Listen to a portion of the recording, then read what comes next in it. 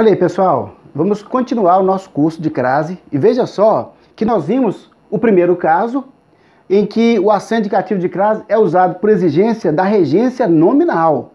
Agora, o que nós temos aqui é uma questão também da banca CESP. Olha aqui, as vítimas recorreram à ajuda do Estado. Na oração em pauta, o uso do acento indicativo de crase é justificado pela regência verbal. Vamos marcar certo ou errado, mas para isso nós vamos analisar a oração. Começando sempre pelo verbo. Muito bem, olha aqui, as vítimas recorreram. Olha só, o verbo é recorrer. Imagine só se o verbo recorrer, ele tem sentido completo ou se ele precisa de complemento. Quem recorre, recorre a alguma coisa. Então quer dizer que esse verbo aqui é um verbo transitivo, ele tem que transitar. E olha só, e quando ele precisa do seu complemento, recorreram a quê? Recorreram à ajuda do Estado. Quer dizer que a ajuda do Estado completa o sentido do verbo recorrer. Quem recorre, recorre a alguma coisa. Mas veja só, que quando o verbo recorreram transitou para o seu complemento, passou pela preposição?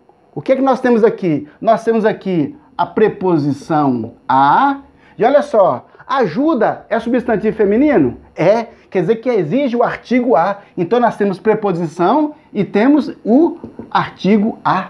Quer dizer que nós temos aqui a contração da preposição mais o artigo. Então o verbo, quando ele foi para o seu complemento, ele passou pela preposição. Se ele passou pela preposição, ele não foi direto.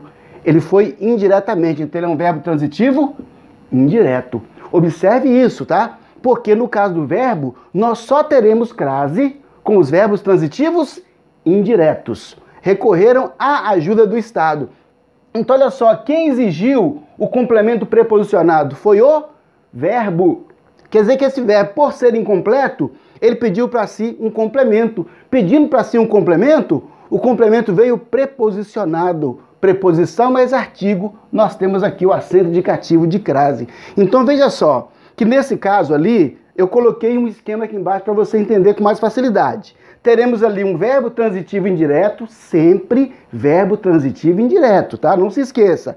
Depois nós temos, olha aqui, a preposição. Não pode ser qualquer preposição, só pode ser a preposição a.